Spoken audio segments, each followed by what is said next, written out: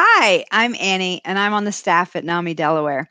Thanks for tuning in today to our Facebook Live, where we'll be talking about the power of stories with NAMI Delaware's Volunteer of the Year from 2019, Sue Mulhern. Before we bring Sue into the studio, I'd like to tell you a little bit about NAMI Delaware and some of the upcoming programs that we have scheduled for July. First of all, NAMI stands for National Alliance on Mental Illness, and NAMI Delaware is part of that national organization. NAMI is the nation's largest grassroots mental health organization, and it's been in operation for over 40 years.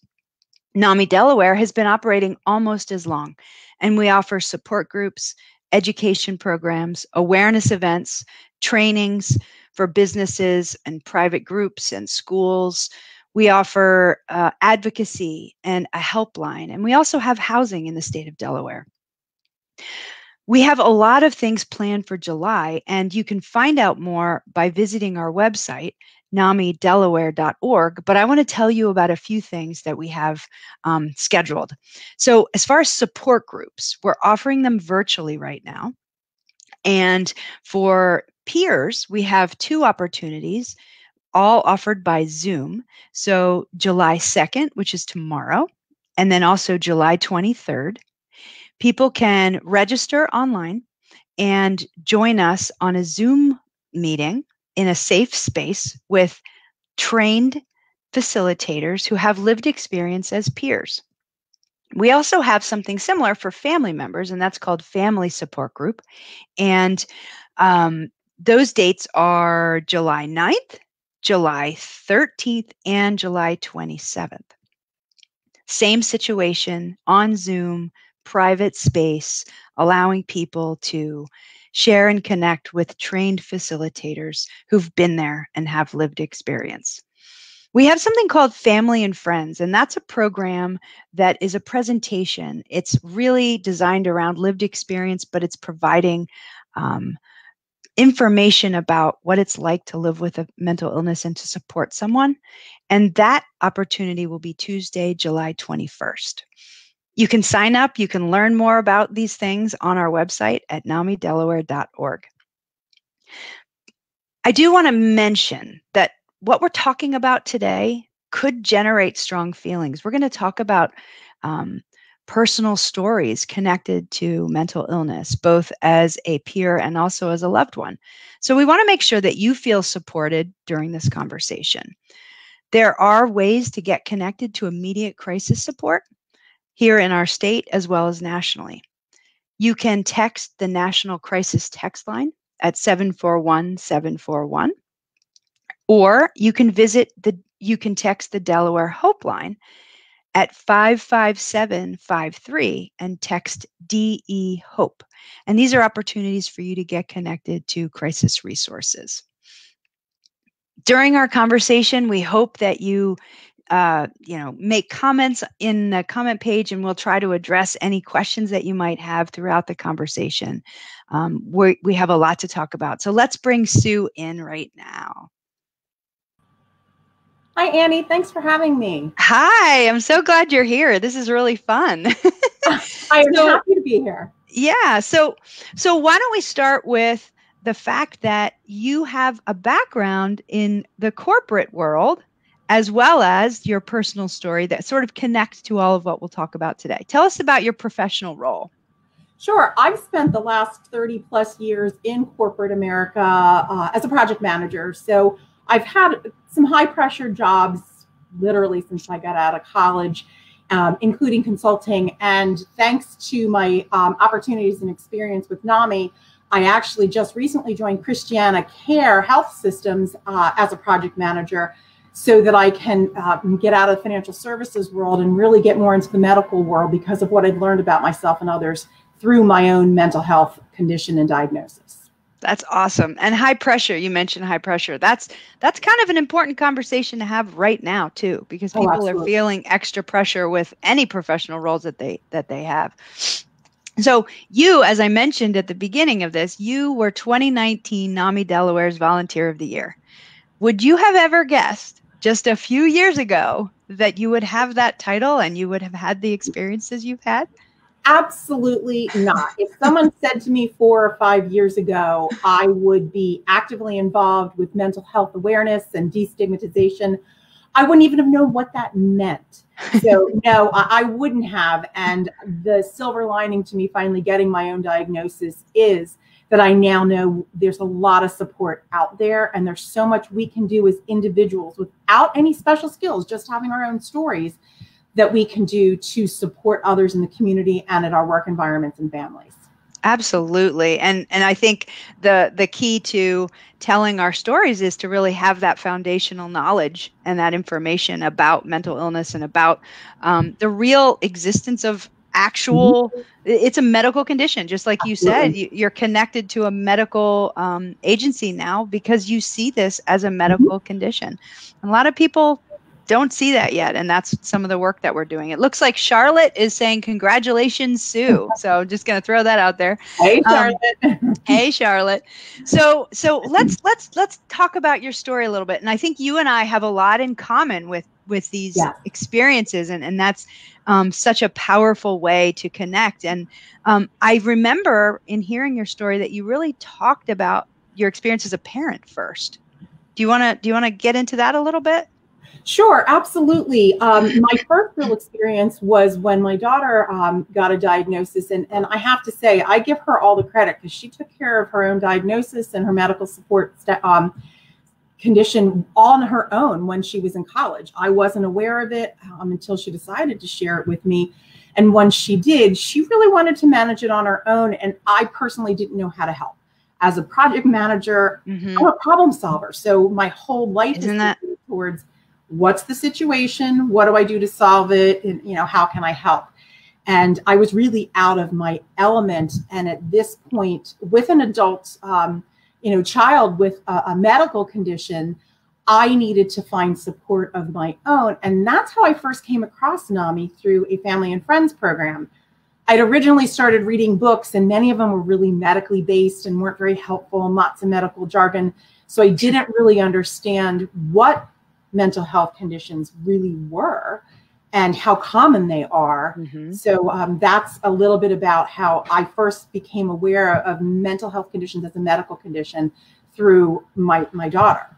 Right. So you're saying that your daughter really led this herself, and giving her credit is certainly important because a lot of young people don't recognize these signs and symptoms. A lot of young people dismiss them or feel shameful or feel a variety of different things that make them avoid these concerns. So kudos to your daughter. That's awesome. And Absolutely. Then, she's the greatest person I know because I personally have been suffering, and I use that word myself, since I was in my teens and 20s, and never took the opportunity to really research what was going on and how I could get support. So to see a then 19-year-old take control of her own medical situation was inspiring. And I got to tell you, it's inspiring for me to hear you keep referring to it accurately as a medical situation. Seriously, that's a key piece to this ending the stigma. We have to acknowledge what it is. And, I think it's great that your daughter led the way a little bit, but you alluded just now to the fact that you as a young person have been experiencing things yourself, and you use the term struggling. Yeah.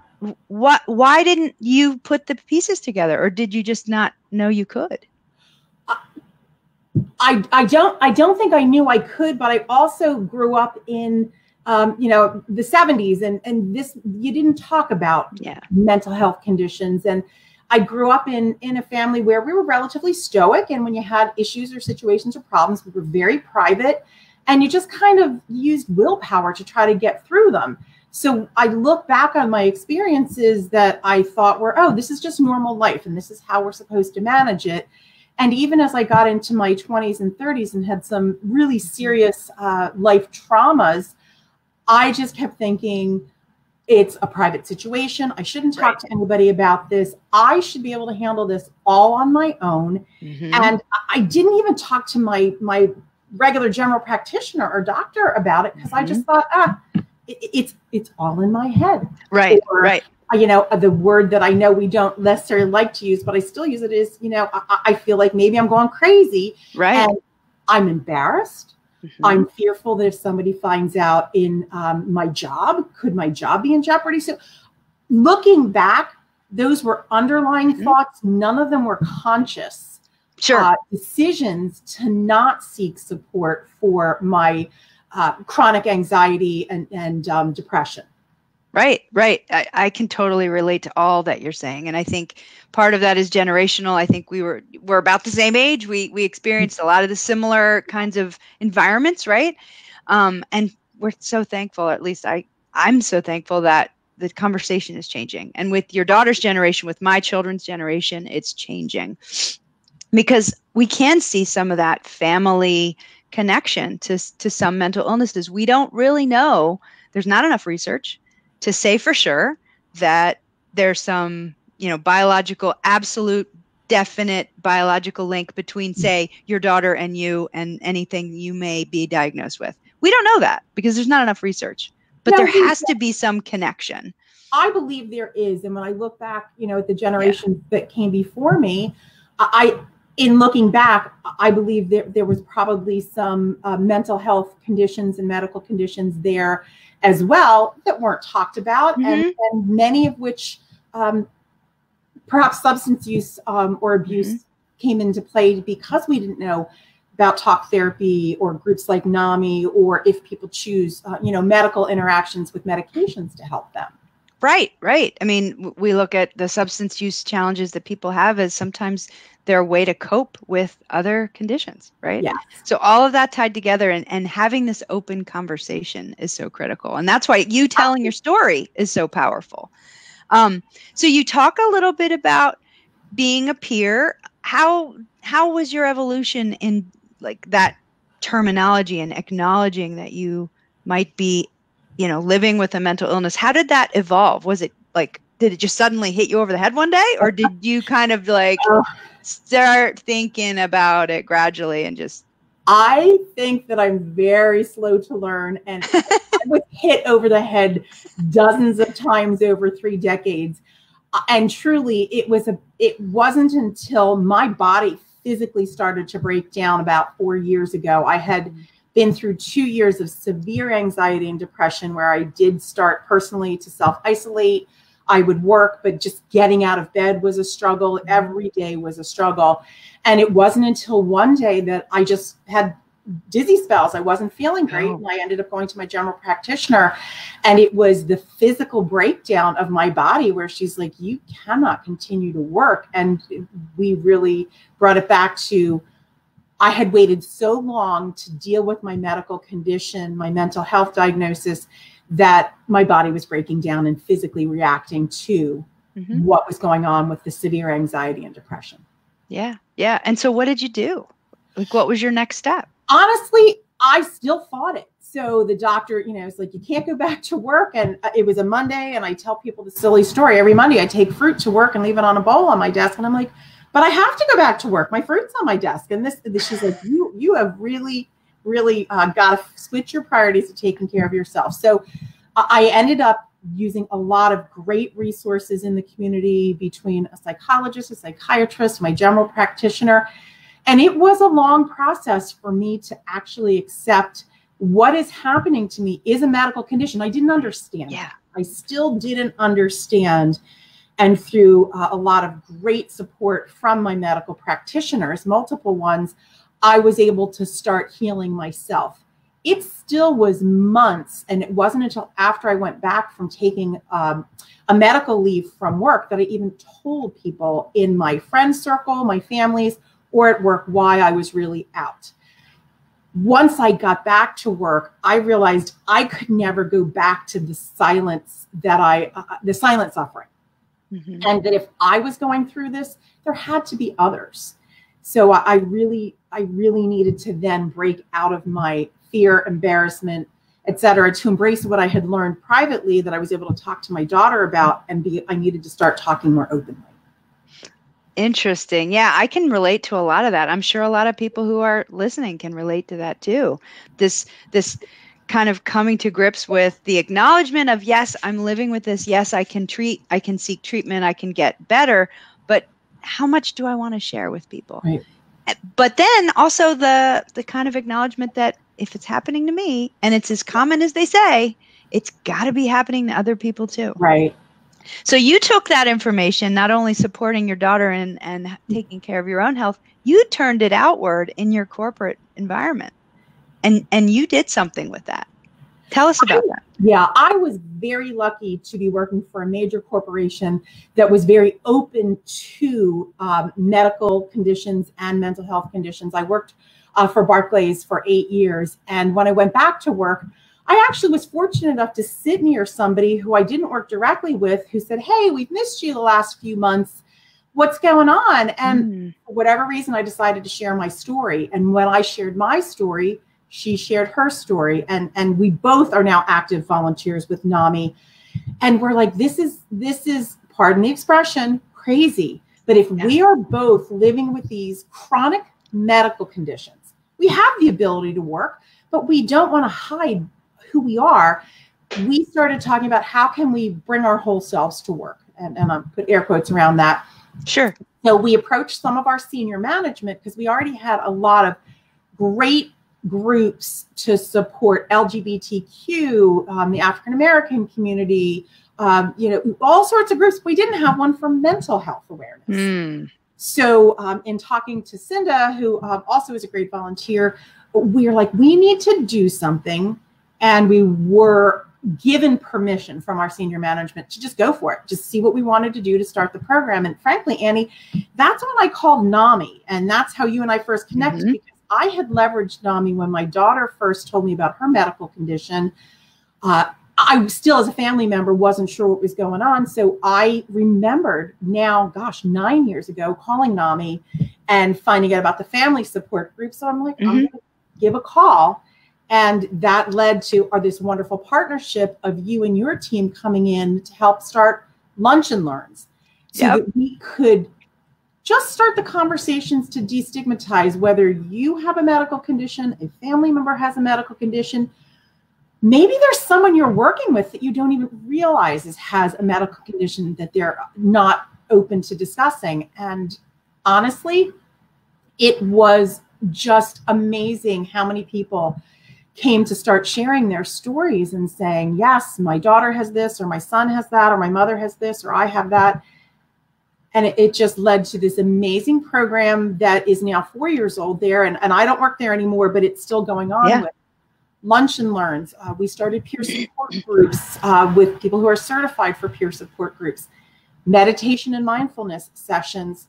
So we really had the privilege of working in an organization that was willing to embrace openly discussing a mental health diagnosis, just like you would someone who broke their leg or had cancer or had another medical condition that is more physically based. Sure. And it was all because you were willing to share your story and be open to discuss it, right? We need more people like you, Sue. And I'm sure Barclays is regretting every day that you're not there anymore, but I'm glad that you're working in more of a field closer to, I think, this realm of mental health awareness in the medical field. I never considered 5 years ago that I would leave financial services and be navigating my path into a medical environment or, ultimately, full-time advocacy work. If I knew 30 years ago what I've learned in the last 4 or 5 years, I'm sure my life would have gone on a different trajectory. I would have sought support and gotten the right support earlier. But you've taught me this, Annie. You don't know what you don't know. Yeah, you don't know what you don't know. I can't go back and judge my younger self for not embracing or getting my diagnosis and getting support. I'm just very fortunate that I have gotten that support now. And I recognize this is a chronic condition. There's always going to be ups and downs. And by keeping the conversations going, I am much more able to tell my family or you or friends, I'm having a little bit of a tough time right now. I need some extra support. Or no, I'm sorry, I can't do that because of my medical condition. Right. It absolutely allows us to get the framework around validating this is a real condition. You mentioned a broken leg before. I think I remember you talking. Was it at Barclays that you compared the idea of will you share a little bit about that? Because I love when you do that. Oh, absolutely. When I got back from my medical leave, one of the gentlemen I worked with had sadly broken his leg. Right. And he was on one of those little wheelie carts, and it was really hard to get around. Mm-hmm. And people were constantly saying to him, hey, let me carry we use backpacks. Let me carry your backpack with your laptop. Let me run down and get you lunch or coffee. Everybody was so open and supportive of him, yet nobody knew what was going on in my head. They didn't know that for me to get up and try to leave my cube, my cheeks were just filled with tears. Or if somebody said, how are you doing today? And it was not a good day, I could barely answer. So people gave the support because they physically saw that this gentleman had a need. Or one of my other people had type 1 diabetes. So they always knew that this person had to either have snacks or needed to take care of themselves at certain intervals. But I was suffering in silence. And again, I use the word suffering personally. That's what was happening at that time. Right. I was suffering. Yeah. I want to acknowledge that because you've said that a couple of times. I think that's an important piece to this. So we talk a lot about stigmatizing language, and we talk about ways to help destigmatize the concept of mental health. And one of the things, or mental illness, I should say, one of the things we try to do is not use the term suffering in a way that we identify someone else as suffering. Right. We only try to recommend that we identify ourselves as suffering if we feel that way. Or, for example, if my son were to say, Mom, I'm really suffering, and he acknowledges it, then I could say my son says he's suffering. But for us to throw that out to someone else and say they're suffering, that's kind of taking it away from their ownership in that first person. It does. And I'm not always suffering. I have chronic depression and chronic anxiety. That doesn't mean I'm always suffering. It's, again, no different than my friend who has diabetes. Yeah. She is always managing her medical condition, but she's not always in a bad place. There many times I am very stable with my medical conditions. There are times that I can feel myself declining, and I continue to learn techniques to help me keep my mental health in a solid place. And then there are times where it definitely has declined to the point that I'm suffering. So that's, again, I only use the word suffering about myself when I truly am, but I don't want it to sound like I'm always suffering. It ebbs and flows. Yeah. And I think that's so great for our listeners to consider if they're watching this with a loved one in mind, rather than themselves. If they are a loved one of someone who lives with mental illness, please know that it's up to your loved one to identify how they are experiencing this condition. And you've given some really great comparisons. Someone with a broken leg, after a few weeks with that cast, they might not be struggling so much with the actual pain. It might be more just getting through the door because it's a small doorway or there's a bump or something, right? So you're giving some really concrete comparison and using that medical connection again, which we have to keep doing as a society. We have to keep, just because it's an invisible illness doesn't mean it's any less real. And I'm so grateful for you, Sue, for being part of this conversation. And so grateful for Wes on behind the scenes. He's just posted up some more information about destigmatizing language. And that is a great piece of the work that we do. So, Sue, let's talk a little bit about the work that you do with us and how you won that award of 2019's Volunteer of the Year. So I was just making a list to myself earlier. How many things does Sue do? And I just ran to the end of the page and I ran out of paper. So do you want to list a few things that you do and that you've done with us as a partnership? Oh, absolutely. And it's such a privilege to be able to represent NAMI. Through you and through NAMI, I have become certified to educate family, community members on mental health conditions and how you find the right resources in the community. We do educational programs called Mental Health First Aid that help people recognize when someone may be in a crisis situation or moving towards a crisis situation and how to guide them to the appropriate help. We have the peer support groups that you mentioned. We're doing one tomorrow night and another one, I believe, on the 23rd of July. So we do those peer support groups that are open sessions for people to come to really just share about what they're experiencing, whether it's good, stable, or declining. I'm not even sure everything. Yeah, NAMI Basics, you do that one too. NAMI Basics. Yeah, so I honestly, it's been, I don't know how I got Volunteer of the Year, because there's so many amazing volunteers that do this type of work.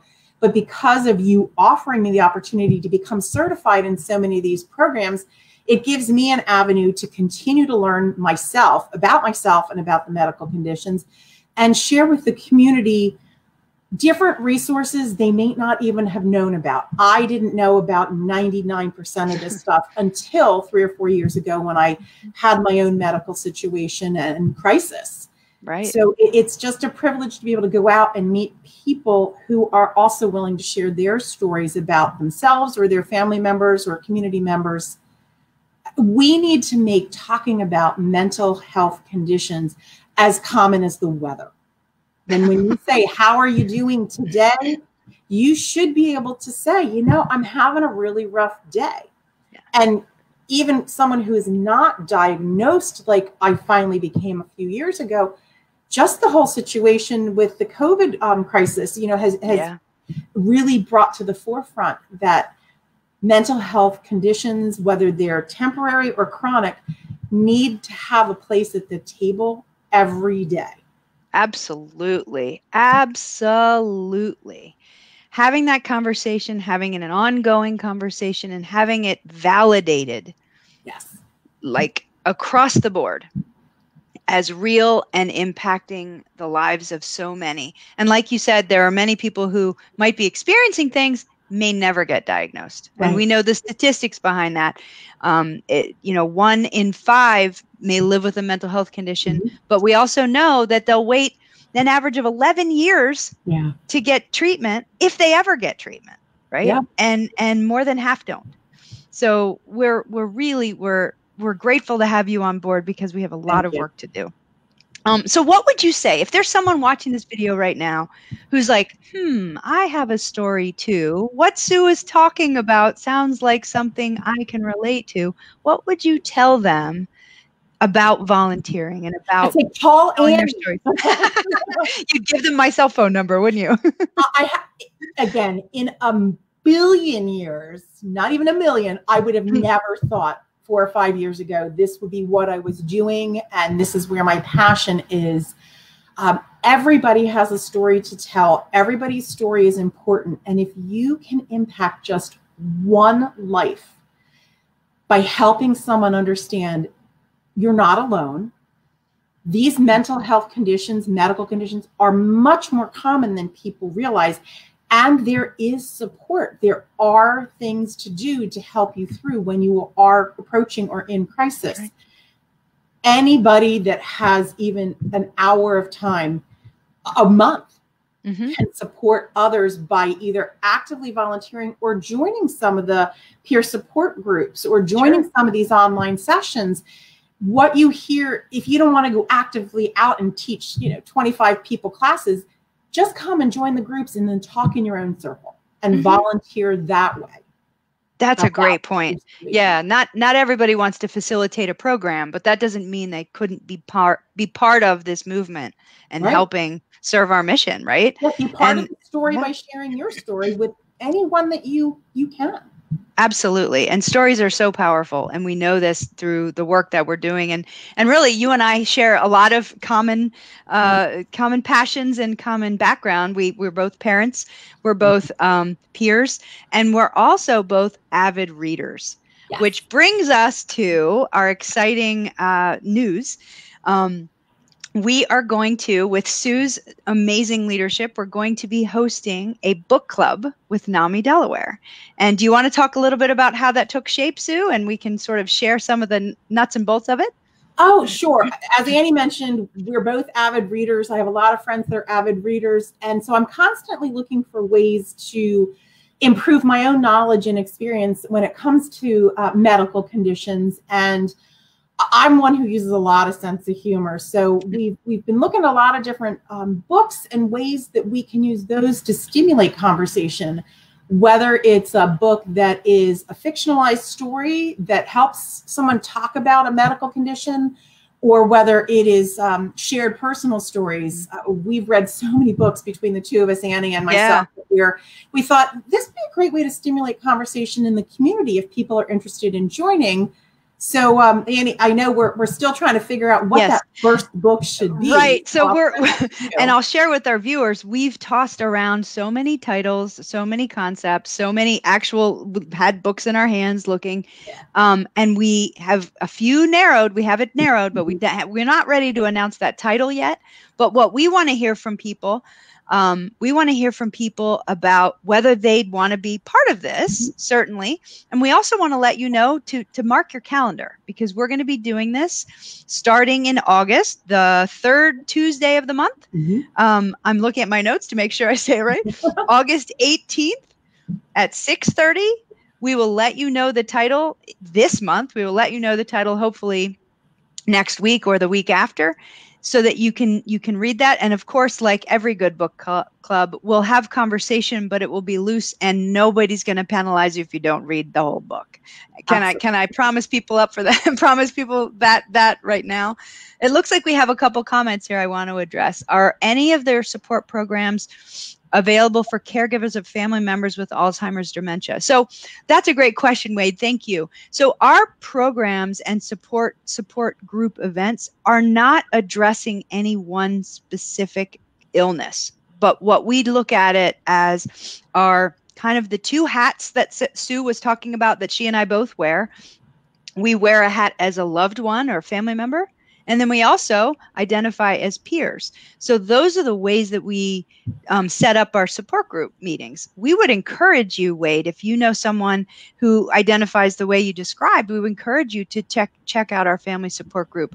What it does is it gives people with lived experience this connection to others who are also caregivers with various illnesses, but all tied to a mental health challenge that really burdens the caregiver. And Sue and I have kind of alluded to, we both have experience with that, and it's a lot to carry. So when we address that with people in a safe space where the lived experience is acknowledged and the facilitators have lived experience, we can talk about our struggles in a way that feels supportive and safe. So yes, Wade, we would recommend you joining in, and it does not matter the illness that your loved one has. We would want you to check it out if you think it would support you or the person you're thinking about. It looks like Charlotte is saying, sign me up for the book club. So we've already got one customer. Well, awesome. Customer, it's not really a customer, but we've already got one participant, I should say, one reader. So we'd love to hear more from any viewers who have ideas. We do have a couple titles narrowed down, so I'm not going to promise that we can heed your request immediately, but we'd love to hear some of the ideas that you might have as a reader. And as this concept develops, we want it to take shape as it should with the community's involvement. This is not just Sue and I going, you have to read this book. We want to make this a conversation. So Sue, we're wrapping up on time. Is there anything else we should mention or acknowledge before we close up shop here? I just want to say there is always hope. And I never thought I would be a person who was out of hope. And that's where I was a few years ago. And if it wasn't for the support of NAMI, my family, the community, especially my daughter, as I said, she's the bravest person I know because she managed her situation on her own. I don't know where I'd be right now. So just, there's always hope.